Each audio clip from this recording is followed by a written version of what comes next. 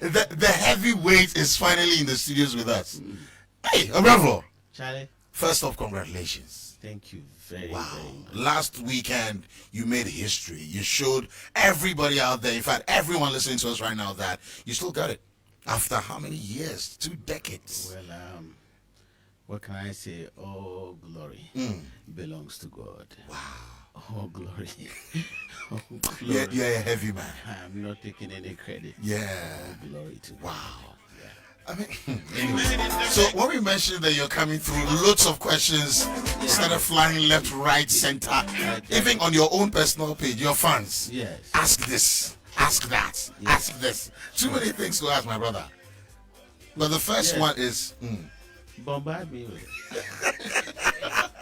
I've got my brother Kawawa here as well. Johnny Hughes is live. We are live on Facebook, by the way. So go on to the 3FM 92.7 page and catch this live. Obrafuor. So very first of all, I mean, how come you're so spiritual? First off, like I said, let's give glory to God. All praises to Him. And secondly, I would like to take the opportunity to extend my regards to your listeners. That's right. And yourself. How come I'm spiritual? I don't know. I think this emanates from my mom, who introduced me to God at Very early stage in life. Was that with or without your permission? Even though Ignore me. at a point in time I fell off the faith, but after everything happened to me, after this Paimuka thing and the whole fame came, I realized it wasn't by chance. I realized it wasn't by accident. I realized it was a divine intervention. It was God that had made it. So I came back to my faith and I had not turned back. Because you used to be part of a gospel group. Exactly. Yeah, that's why I had to ask that question first. Yeah. Back then, when I was in secondary school, yes, I formed a quartet, and I was the leader, teaching them how to sing and everything. And I was even preaching at church. Nice one. Do you still do that in church? Now, yes, I don't really preach. Okay. But you still fellowship? Yes. Okay. Which church? I'm an Adventist. Okay, all right. That's never changed. Okay, still asking. And also, someone wants to know how long you've kept your dreads. Yeah. It's almost your height now. Well, I have been cutting it. Otherwise, probably would have been sitting on the floor. Rapunzel.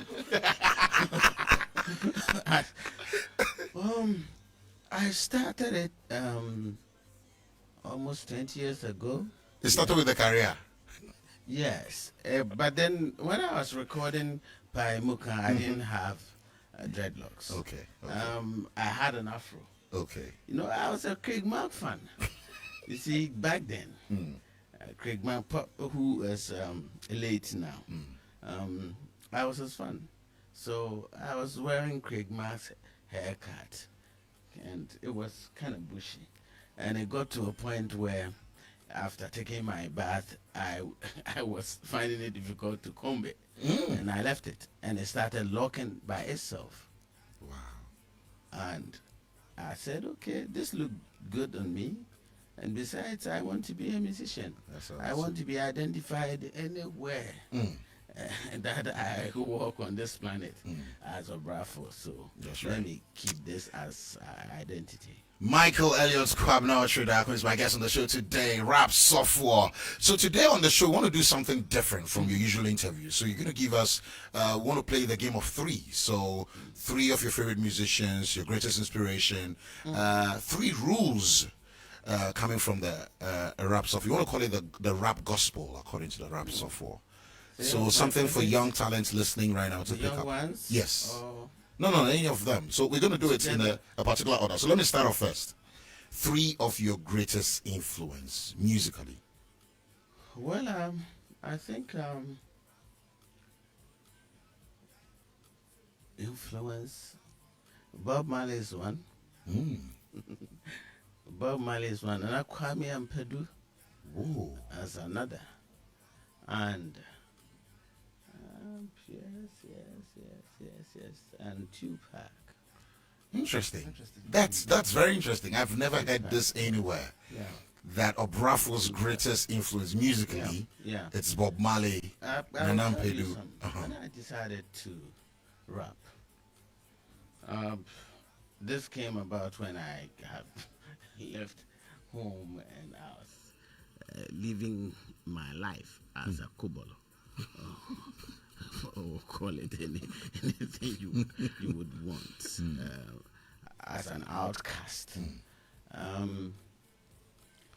I was living with a friend and I had a dream. By then, Tupac had been murdered.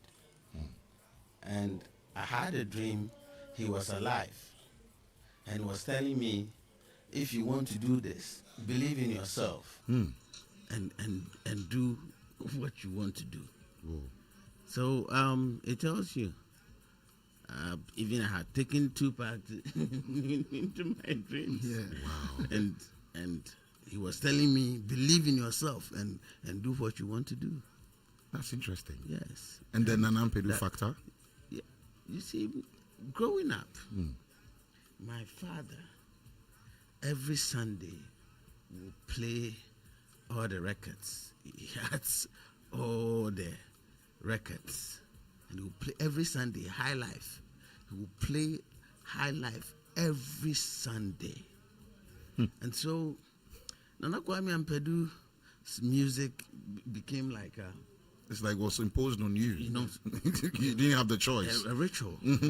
And so Nana Kwame Ampedu, knowing him and the history of himself and the fact that he came from the same hometown of mine, you see, definitely. I mean, I won't mention musicians that had influenced me without Nana All right. Kwame. Thank you. So yes, that's the first one, and then Bob Marley. Bob Marley. Good. Yes.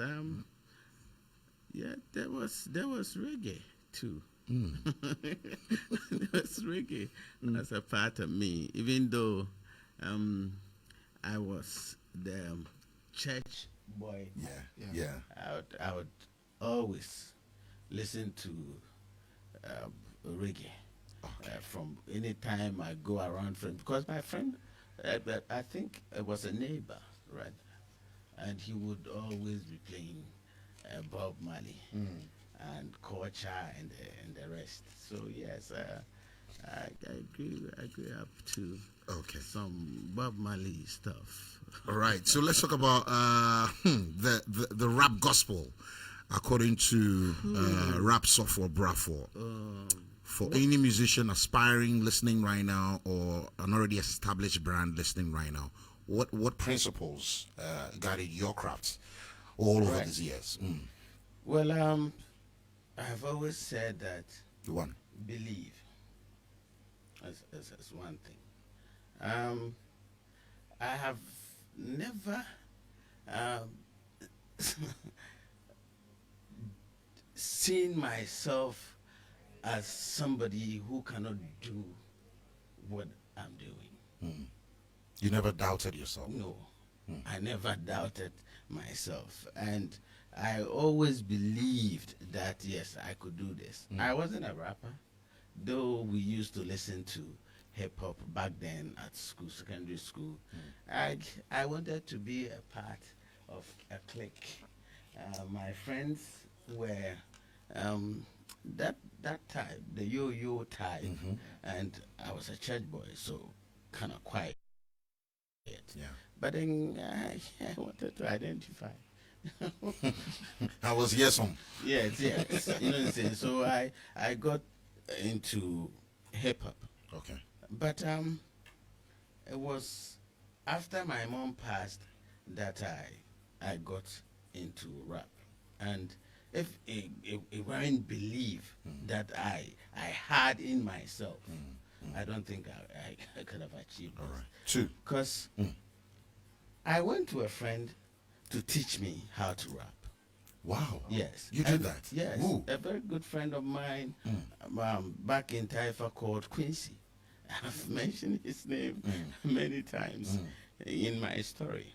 And this guy was like, okay, you have to pay me. And I didn't have the means. I didn't have the means. Interesting. So I started writing myself. So poverty forced you to write? It came as a means of survival. Oh, the next time you go hungry, you never know. It That's why came you... as a means of survival. Wow. You know what I'm saying? Because the guy was an idol. Everybody In the hood, yeah. You know what I'm saying? Everybody wanted to be a part of him. We want to be friends with him. And you know, Interesting. because he could rap, he goes to parties and he was giving gifts at any point in time. And so I fancied that. Okay, now I'm hungry. I can buy myself a plate. Oh, you know what I'm saying? So let me also learn this craft. I approached him. I want to rap. You should show me. He said, guy, it won't just come. You have to pay me. But he is the reason why I'm here today. True.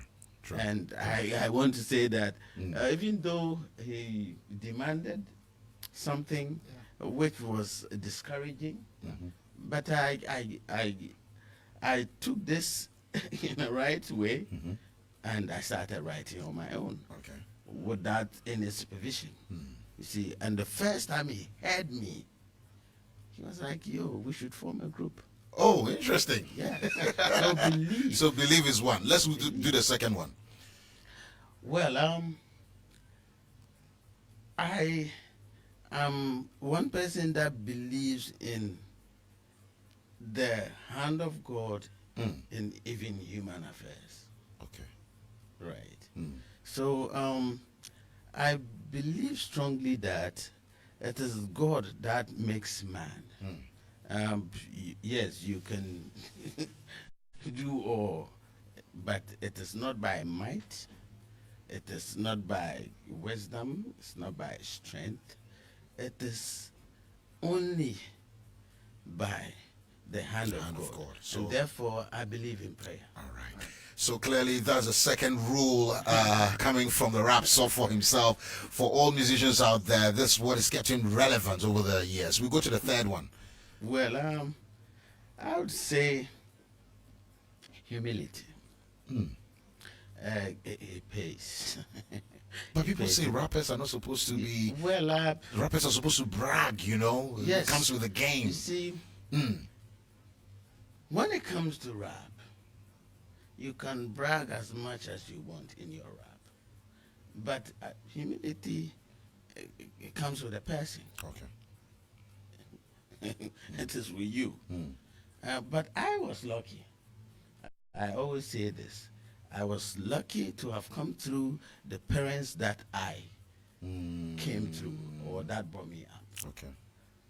My parents were kind of strict, religious, and they would always instill the fear of God in you. So the fear of God, home sense. Yes, you definitely come to realize that no, it is not by raising your shoulders or talking in a way that will make you. It is God that makes man. So you have to be humble because it's biblical. That's right. All right. So,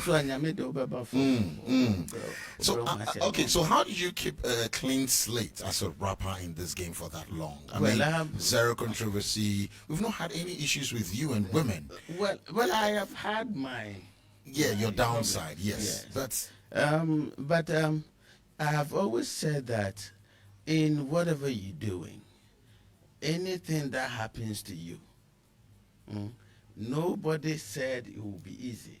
Nobody said this will be easy, right? And everything that happens for a reason. You know, we always have to learn. And that is what I know. I learn from my mistakes. I don't live with regrets. I learn from whatever happens, and I always striving to make myself a better person. Yeah. So that is basically it. I had this at the back of my mind that everything that one is doing here on earth, at the end of it all, you'd be held accountable when you appear before the judgment throne. So it is always at the back of my mind. Okay. So Obrafuor, I know that whatever I say today, I would have to account for it. That's right. We have 9 minutes to wrap up before the news. So